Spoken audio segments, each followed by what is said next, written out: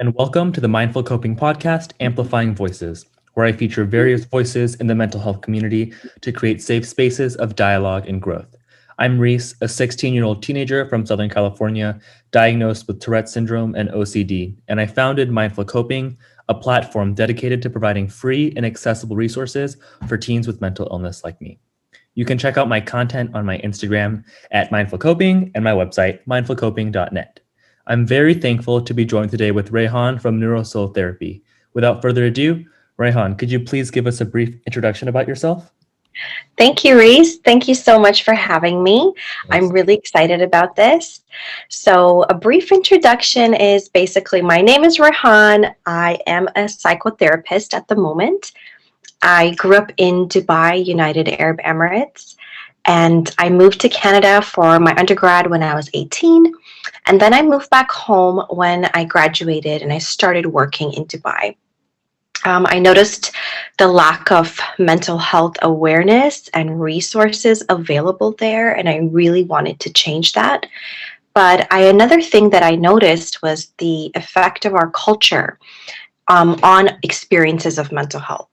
So I moved to Chicago in 2017 to pursue my master's, and then I moved back to Canada where I went after I graduated. And now I am a qualifying registered psychotherapist and I work with young adults in the province of Ontario. Wow, Rehaan, that's incredible. I just want to really commend you, and I'm very inspired by your story of being able to use your own experiences and sort of that be the motivation for you to come out and make change. And I was looking at your Instagram account, and it's so incredibly made and so aesthetically pleasing. So I just wanted Thank to say you. that it looks wonderful. Mhm. Thank you so much. Thank you. My next question is, how have you personally been managing your mental health during this quarantine? Sure. So, obviously, this has been a really difficult time for everybody. What has really worked for me to manage my mental health during this time is spending time with my family and doing light exercises at home, a lot of stretching, some yoga, a lot more relaxed. And another thing I've been keeping busy with is work. I've basically launched NeuroSoul during the pandemic, so it's been pretty busy in that sense.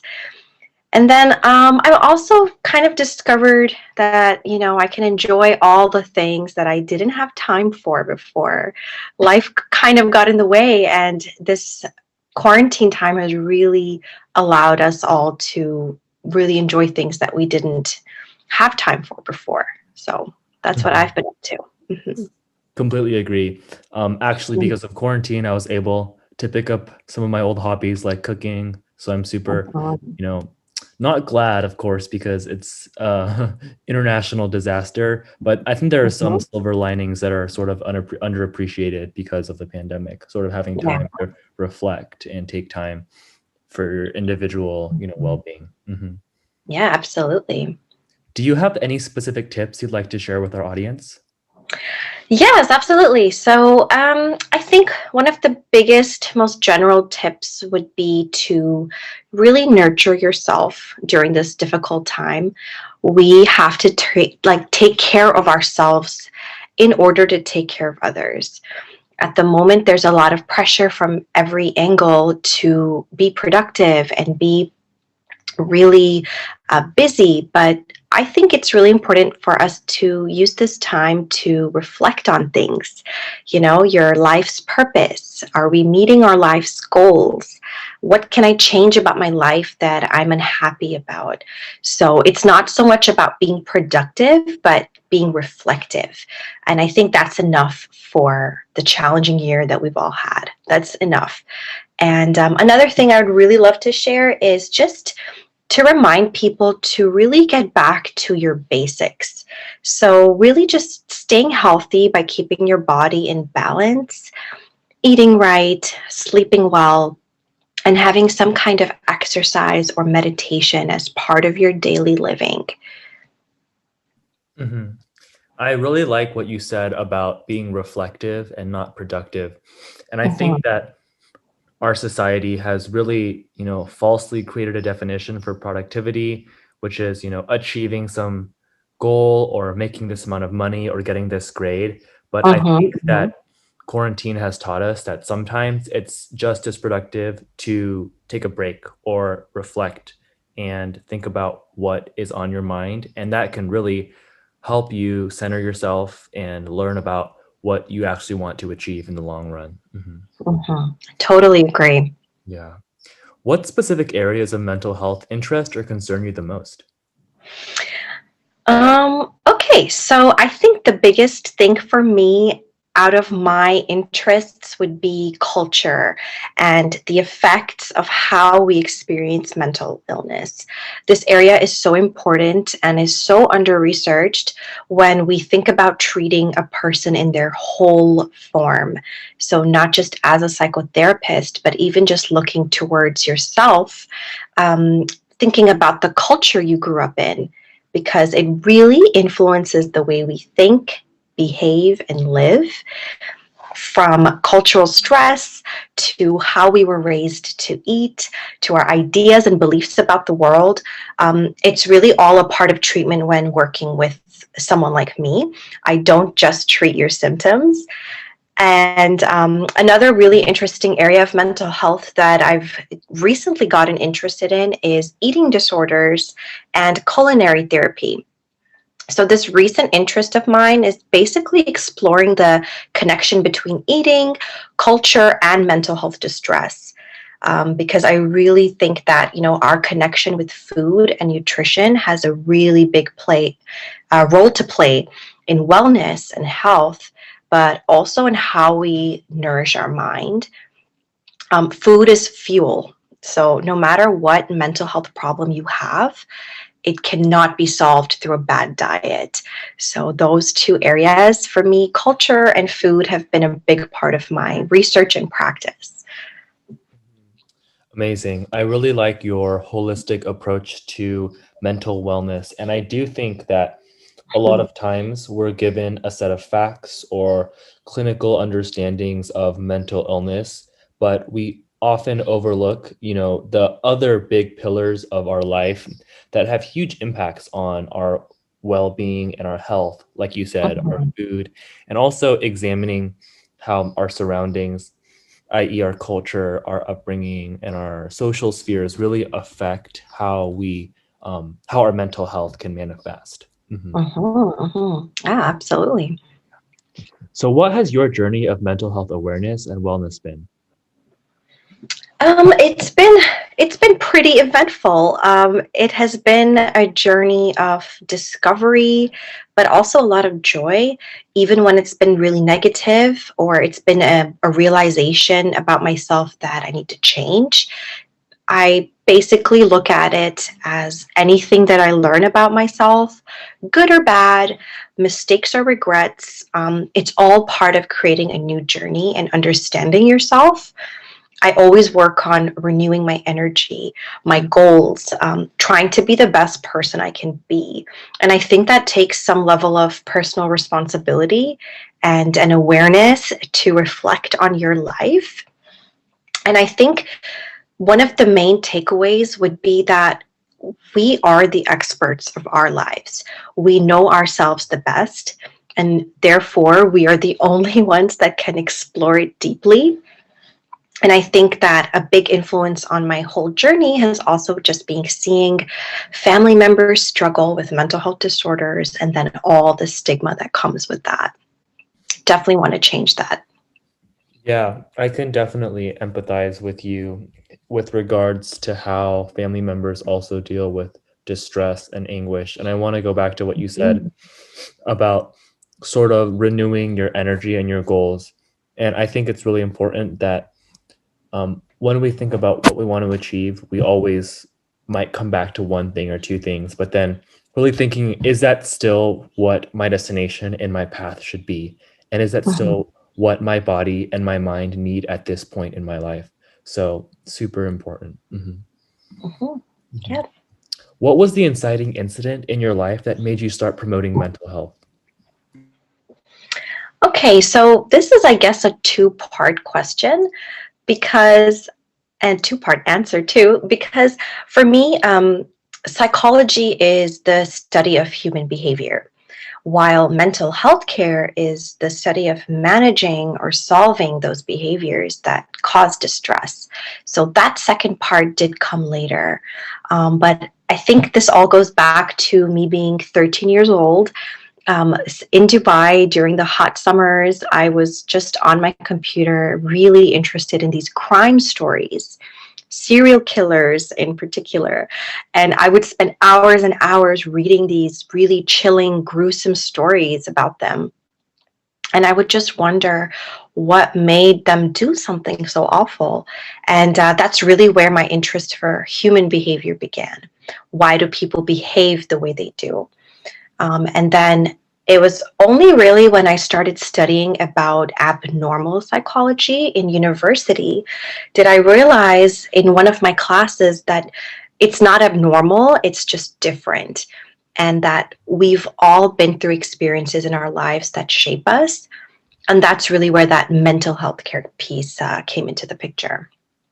Yeah, I really like what you said, how it's not abnormal, it's just different. And I think that we've been having more and more discussions about how impactful and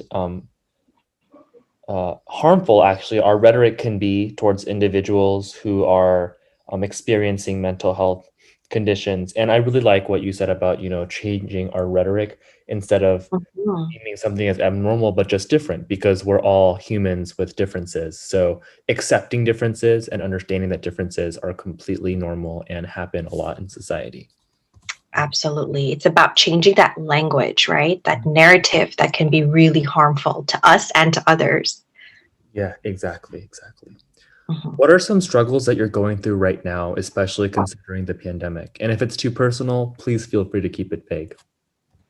Sure. I'm pretty transparent and I would love to talk about struggles. So I just think that with COVID and the whole pandemic, this last year has been pretty rough for everybody, but even on an individual level, I launched NeuroSoul during the pandemic. So managing my business during COVID has been a bit of a challenge. I've recently launched, so it's been pretty stressful, but it's really pushed me to try new things, learn, constantly seeking new information, finding things that are helpful. And I really just try to push my struggles into making something useful out of it. And I think the second struggle would just be that generally I'm a really social person. I spend a lot of time outside my house. I really miss going out, freely seeing people, my friends, and I definitely miss eating in restaurants, that's for sure. And, this pandemic has really struck a lot of people with loneliness, isolation, and it's just a total disruption in routine. So I think those are the main things. Yeah, I once again completely agree that there are so many minor things that we took for granted with regards to social interactions and Mhm, yeah. and staying safe at home is, of course, a necessity, but we have lost a lot of our ability to engage with our friends and families. And it's, of course, different when we're looking at them through FaceTime. So I Mhm. agree with you on that. And I think that it's great that people are continuing to discuss and becoming more and more open to these discussions of mental health. And we're seeing hopefully some of that stigma be slowly erased over time. And this pandemic has, I think, contributed to that. Yes, it totally has. Yeah. Mhm. So, what steps are you taking to put you on the path to mental wellness? That's a great question. So I think, again, back to another answer I just answered, it's really about reflection. I reflect a lot on my life. I think about my past, my childhood, family life, growing up in an Eastern culture. I try to connect the themes of my life, and you really end up thinking a lot about family patterns and how transgenerational mental health is throughout the world's families, how we end up the way we do. I also ensure that I make time for self care. I meditate and stretch before bed for at least 5 minutes. And I've also started taking breaks from my phone. I believe digital detoxes are on the rise, and they're really good for disconnecting when we're feeling overwhelmed with all the news and information that's constantly flooding our phones. It's also flooding our minds. So it is important to take breaks from that. And then lastly, I would say keeping in touch with the people I love. This is just so important for human connection. We all want to belong, and we all are social creatures, even if we say we're not. We have a really intense need to connect with other humans. So I keep that in mind for sure. Definitely. And I definitely want to reinforce that idea of culture that you mentioned. I am growing up in a Korean American household, and um, Mhm, I actually live with my grandparents and my parents. So seeing those two generations side by side and how they affect my mental health as well is definitely telling, and demonstrates how much your family and your culture can shape your outlook on life and health, etc. Hmm. mhm. Absolutely. Yep. You're totally right about that. Hmm. Hmm. My next Yeah. question is for our audience. What resources, especially free and accessible ones, would you share with our readers and our listeners? Oh, yes, absolutely. I'm so excited to share them. Mental health care is expensive. Therapists are expensive. So if you cannot access a psychotherapist right now, I would really just take advantage of free hotlines in your area. There are phone lines that can connect you to a trained person in mental health care, in distress, in counseling, in crisis. And all you really have to do is Google mental health phone lines near me, and you'll find a lot of resources there. Another free resource that I really love is therapistaid.com. So that's therapistaid.com. It has free worksheets for therapists. Now, while most of our audience may not be licensed professionals, these worksheets are really user friendly. They're not very clinically written, despite being research based strategies like cognitive behavioral therapy and dialectical behavior therapy. These are really simple worksheets and handouts to reflect on things like negative thinking, stress, anxiety, irrational thoughts, grief, self esteem, and sleep hygiene. So these are all really great problem areas to work on. And then also, again, Google is your friend. Google free mental health podcasts, and you'll find many podcasts that focus on wellness, tackling mental barriers, dealing with depression, anxiety, death. There are all kinds of topics, and some are really informational, while some are more upbeat and add humor. So it's really about exploring some and then finding one that you enjoy. Some of the ones I found helpful was Mentally Yours. This podcast is about surviving and thriving. One is Radio Headspace from the app Headspace, which is one of the most popular apps on the App Store. It focuses on mindfulness and happiness. And then another podcast that's great is Happier. It's something really unique, and it's about creating your own version of happiness, not necessarily going by a definition made by somebody else. So I hope that was helpful. Mm. I will definitely link and mention all of those in the description box below. But I just really Mhm. want to emphasize to everyone listening that yes, mental health care can be incredibly difficult and elusive and hard to get it right, especially with diagnoses that can become complicated, misdiagnoses, mistreatment. But there are so many amazing resources online. And I think that we are just starting to see the full advantage and the full use of those because, we're living in an age where people sit in front of their computers several hours a day or the entire day even. So I definitely think that resources like podcasts and hearing such a variety of narratives, like what I try to do on my own podcast, featuring Mhm. diagnosed people, but also licensed professionals like yourself and other mental health advocates. Just hearing a diversity of viewpoints is so important, I think, in as a whole, as an entire society, moving towards a more stigma-free mental health community.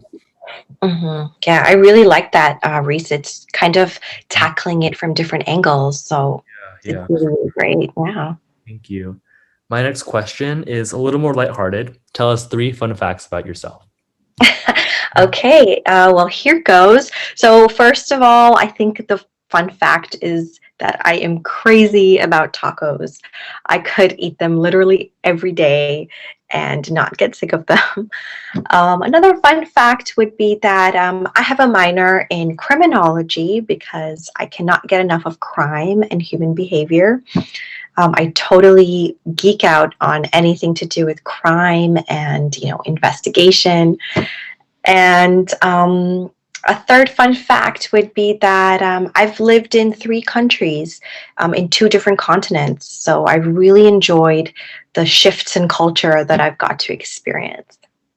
Incredible. And I think that your background with a diversity of cultures and geographies has really shaped your outlook. And I looked through your website and I was super impressed. I learned so many things just by reading your blog articles and reading about your story about, how significant culture is. And I think that I've overlooked that in my mental health narrative for so long now, how my Mhm. upbringing and background has shaped who I've become as a person.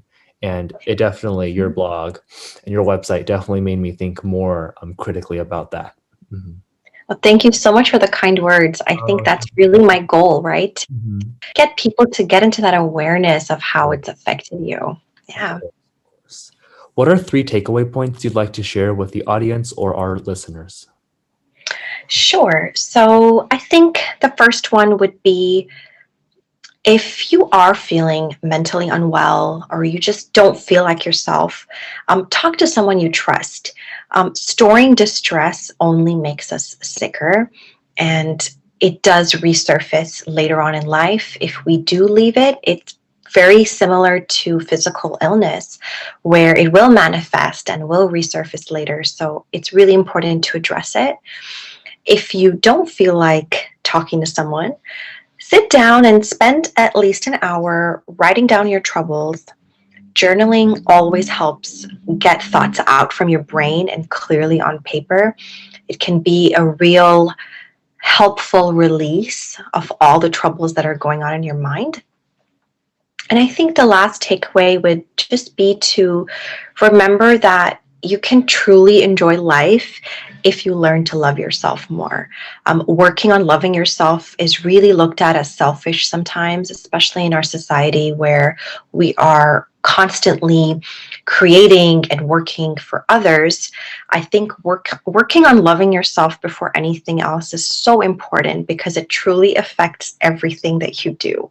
Totally. I completely agree with you. And I have been finding a lot of, um, confidence and spiritual wellness in journaling. And I think that writing, even if it's just, jotting down a couple of things that were on your mind today, helps you not only understand the way that you're feeling, but, communicate that. And I think that's a great first step because a lot of people, myself included, feel vulnerable when you're talking to someone around you, even if it's a close friend or family member, about something as intimate and personal about mental struggle. And I think Mhm. that jotting those notes down onto a notepad or writing it down or even typing it out is a great first step to think about how you can, effectively communicate that to others. Absolutely. I think writing it down is going to be a big part of treatment and any kind of care that you do. Of course. Mhm. My last question is, what would you like to promote and how can we find more information about you? I'm sure. So I'm always available to chat about mental health, especially on my Instagram, NeuroSoul .therapy. I love starting conversations on mental health. I love breaking that stigma and really talking about things that make you uncomfortable because that's really why mental health has become only recently a part of people's conversations. So that's really, really important to kind of get that comfort level into talking about our troubles. So another thing is that I'm also accepting new clients for therapy from across the world through NeuroSoul. One of my goals for NeuroSoul was to redefine online therapy, reaching people in areas that are far from me, where mental health is inaccessible, it might be really taboo, it might be really underdeveloped in your country. So that is one of my goals for NeuroSoul, and also my blog, which is part of my website. So that's neurosoulblog.com. And I blog about different mental health topics and always related to something that I'm really passionate about. So that's about it. Perfect. I'll put everything that you shared, the links and the descriptions, in the info section and in my Instagram posts when I publish the podcast. And that perfectly concludes this episode of Amplifying Voices. All the links will be down below. And I just want to thank everyone who listened to today's podcast. Please follow at Mindful Coping for more information about mental health disorders. And also please check out and follow at neurosoul.therapy for incredible resources and a really unique and individualized insight on how culture shapes mental health, in addition to amazing blog content. Contact me at rhys.mindfulcoping@gmail.com for more questions, concerns, and comments, and stay tuned for more Mindful Coping specials. Thank you and have a wonderful day. Isn't it funny? We came to that. I thought I won you over, but you were holding back. Isn't it funny? You could not care less. How you took those words back, now I'm just a mess. I'm running away from escaping dreams of yesterday, convincing me this cannot be, trying to find another way. Yeah, I think my head always knew it,